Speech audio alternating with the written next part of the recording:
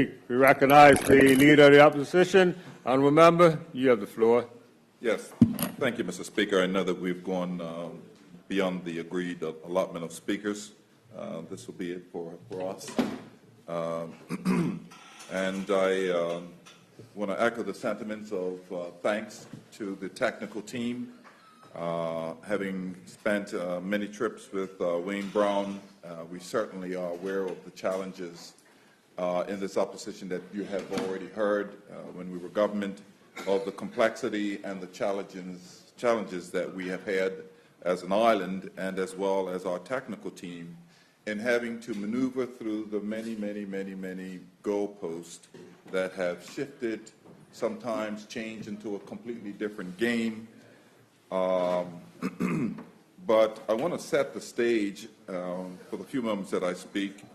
In today's Royal Gazette, page 16, Anthony Mancini kind of sets really where we are. And he says from KPMG, Anthony Mancini, a tax partner with KPMG Channel Islands, said this, quote, "So far the process has been an overall failure because the process has been unfair or inconsistent." And I think that really sets the stage for Bermuda, that this has been unfair and inconsistent. And why do I say that? I can recall, and my honorable colleague, Michael Dunkley, spoke to briefly some of what was said while I was away. We were at BBC doing an interview, and we, quite frankly, were set up by BBC. They brought in the interview room with me representative from an NGO who continued to berate the islands, Bermuda and the likes, for the prowess that it had in thinking of a regime, and thinking of a product, and thinking of a methodology, a business plan model that surpassed theirs. And I can recall very vividly this preppy-looking guy coming in. I was expecting maybe someone more senior, but he came in as an economist, an accountant as well, to speak to the issues that, because of us, people in his country were suffering. And I sat and I patiently listened, as I usually do. And after he got going, I decided that enough was enough. And I handed him a spanking about what it is that we do in Bermuda, and that is to ensure that when countries like where he comes from, when they have a catastrophe, it's Bermuda that steps in to ensure that they can be put back to as normal working and normalcy as possible. He hadn't a clue, and I realized that as I continued to berate him and went on, as the Honourable Member Michael said, that I see this has got to be probably one of the most prejudicial statements a man has ever made to a country, to say, oh, well, you need to go back fishing. And it was on, and while I was in that room having a go at this gentleman who was a part of an NGO, and I quite frankly told him that the financing that he's getting for his NGO, probably 99% sure, I'm guaranteed, that the funding that he was getting was coming from someone who is invested in Bermuda. And therein I realized that most people out there really just didn't understand who we are and what it is that we do. And within a few months, we were blacklisted by the French, and I realized, oh my goodness, they also hadn't really seen someone represented from Bermuda on their doorstep. So Lord knows what they were thinking, who we were, or it became quite amusing after a while that they just did not have a clue about Bermuda and what it is that we do. And so Mancini continues on in this article, Mr. Speaker, to say, when we have tax havens within the EU and they are not on the list, it makes it hard to go after others outside the EU. Continues on further to say, we have a situation where the U.S. does not meet the transparency criteria, but the EU member states have decided to ignore that. This goes to show that the process is political. And I think this article does a fine job at positioning us when we became government. The real issue at that time was this public register of beneficial ownership. And I can recall with clarity as we sat there with the UK MPs in a room, you know, we got all the fancies are there, and our former minister, Bob Richards, gets up and says, well, you do it first. Mm-hmm. And the room went silent. You do it first. Mm-hmm. Bermuda has been able to and has had a list for Lord knows how long. The G20 countries, they couldn't tell you. They couldn't tell you who owns what, but yet they want us to jump through hoops, as per se. And then we told them, well, we're already there. And the room went quiet.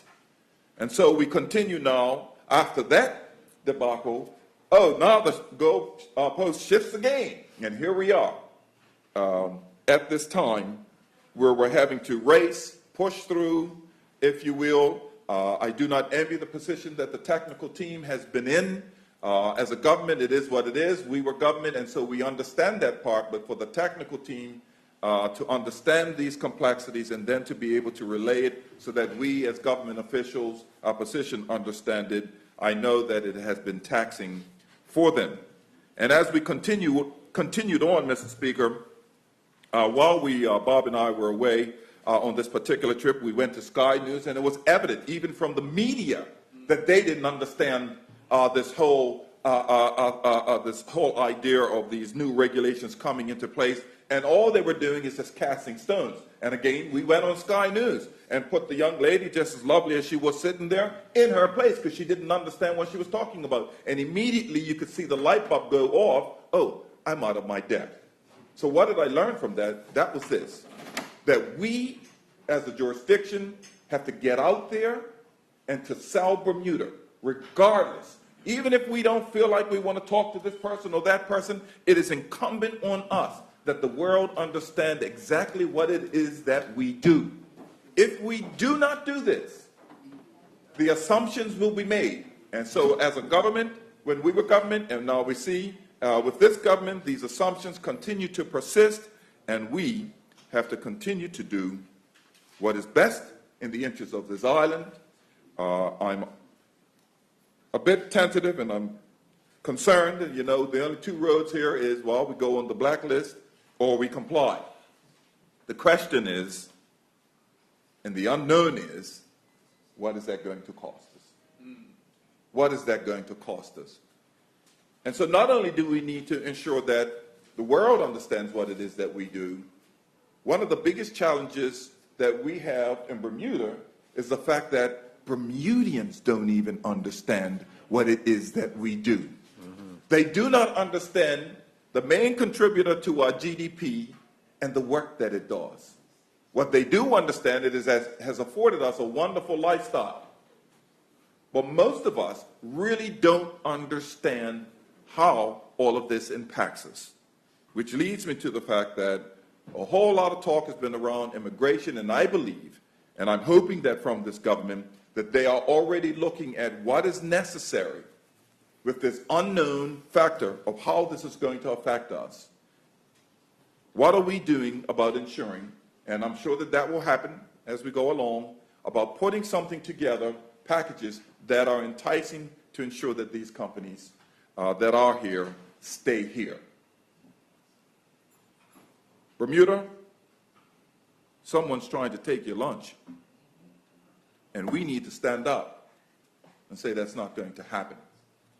We have heard how this has crossed the aisle. We have worked together on this, and we've seen this particular subject where we have both engaged as parties in working together to ensure the best for Bermuda. There's a saying by a former president, U.S. president, he said, now that there's no money, it's now time to think. It's time to think. The EU is living under that mantra, it's no money, so it's time to think. And the only thing that they could come up with is, oh, go after them buys down in Bermuda. We likewise are in a position where we need to understand, now that there's no money, it's time for us to think about what it is that we need to be doing.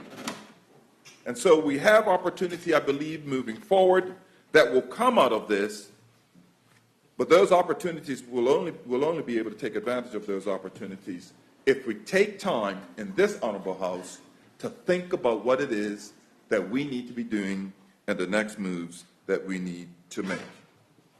And so I am encouraging the ministry to make known and to table in this House the report, the Economic Impact Assessment report that was done by PwC. If you're not happy with when it was done at that time, let's get another one done so that we can sit down and educate one another and educate this island on the mindset that we need to have in order to get through this. Because I can guarantee you there's a lot of confusion out there about what it is that we're doing here in this House. The Premier's also spoke, and I'll move to close because I know we want to get this stuff done. The Premier spoke about cost. And I hope also, I thought that maybe this might happen. It hasn't happened. But I'll say this to the Minister. We need a financial memorandum outlining the cost to Bermuda concerning this act. We'd like to see it. And so I would encourage the Minister and the team to get on with that. This is vitally important that, again, we all understand the impact on Bermuda as we move forward. I'm happy to hear all of the contributions today.